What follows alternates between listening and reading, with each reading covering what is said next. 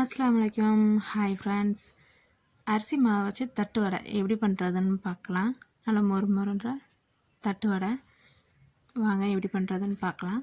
நான் வீட்டில் அரைச்ச பச்சரிசி நைஸாக அரைச்சிருந்தது. அந்த பச்சரிசி வறுத்து தான் தட்டு வடைக்கு சேர்க்கணும். நான் இப்போ அரிசி மாவு வந்து அடுப்பை சிம்மில் வச்சு நான் மாவை வறுத்துக்கலாம். வறுத்துட்டு இப்போ ஒரு மிக்ஸி ஜாரில் 1 ஸ்பூன் சீரகம், அப்புறமா ஒரு 6 பல் பூண்டு,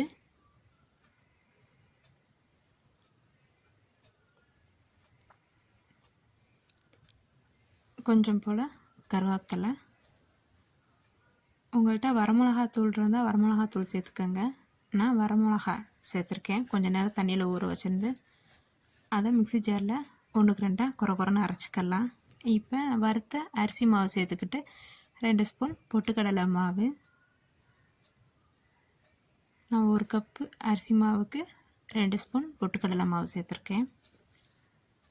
கொஞ்சம் போல் தூள் உப்பு சேர்த்துக்கலாம். சேர்த்ததுக்கப்புறமா 1 மணி நேரம் நான் கடலைப்பருப்பு ஊற வச்சுருந்தேன்.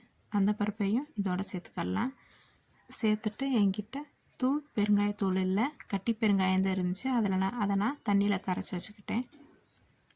மாவு பிசையும் போது அந்த தண்ணி சேர்த்துக்கலான்ட்டு. இப்போ நம்ம தட்டு வடை செய்கிறதுக்கு எண்ணெய் காய வச்சுருப்போம்ல, அதுலேருந்து கொஞ்சம் எண்ணெய் சேர்த்துக்கிட்டேன். உங்கள்கிட்ட பட்டர் இருந்தால் பட்டர் சேர்த்துக்கோங்க. என்கிட்ட பட்டர் இல்லை, அதனால் நான் எண்ணெய் சேர்த்துக்கிட்டேன். நம்ம அரைச்சி வச்சுருந்த வரமிளகா சீரகம் போட்டிருந்ததை அதையும் சேர்த்து எல்லா பக்கமும் கலந்து வர்ற மாதிரி கை வச்சு மிக்ஸ் பண்ணிக்கலாம் ஃபஸ்ட்டு.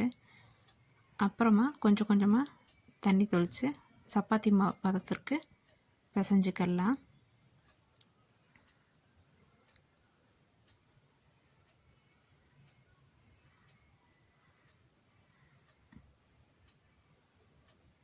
இப்போ மாவு பிசைஞ்சாச்சு. இப்போ இதை சின்ன சின்ன உருண்டையாக உருட்டிக்கலாம். நான் 1 கப்பு மாவுக்கு எனக்கு 25 தட்டு வடை வந்துச்சு. நல்லா இந்த மாதிரி உருட்டிக்கலாம். நல்லா சின்ன சின்ன பாலாக உருட்டி வச்சுக்கிட்டு, உங்கள்கிட்ட பட்டர் ஷீட் இருந்தால் பட்டர் ஷீட்டு எடுத்துக்கோங்க. பட்டர் ஷீட் இல்லைன்னா நம்ம எண்ணெய் வாங்குவோம்ல, அந்த எண்ணெய் கவரு இல்லைன்னா வாழை இலை எதுனாலும் சரி. நான் ஒரு கவர் எடுத்து கட் பண்ணி வச்சுக்கிட்டேன்.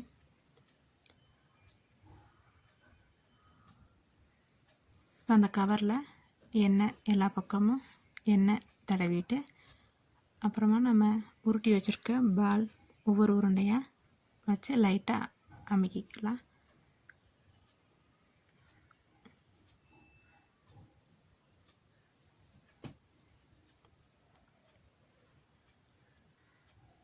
இப்போ அந்த கவரை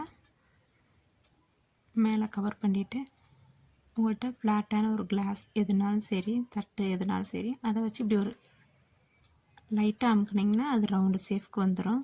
கையாலையும் இது பண்ணலாம். இந்த மாதிரி பண்ணும்போது கொஞ்சம் ஈஸியாக இருக்கும்.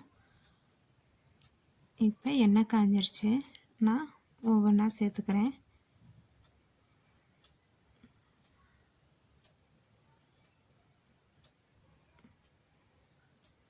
நல்லா அந்த பொரிஞ்சு வர்றது ஃபுல்லும் அடங்கினதுக்கப்புறமா எடுத்துக்கலாம்.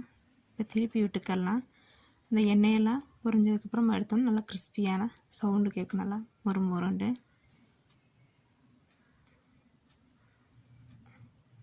அடுத்து ஒவ்வொன்றா போட்டு எடுத்துக்கலாம். நல்லா முறுமுறுன்ற தட்டு வடை வீட்லேயே செய்யலாம். நான் பண்ண தட்டு வடை பிடிச்சிருந்தா லைக் பண்ணுங்கள், ஷேர் பண்ணுங்கள், மறக்காமல் சேனலை சப்ஸ்கிரைப் பண்ணிக்கோங்க. இது நாங்கள் சாயந்தரம் டீ டைமுக்கு செஞ்சு சாப்பிட்ருந்தோம். நல்லா இருந்துச்சு தட்டு வடை.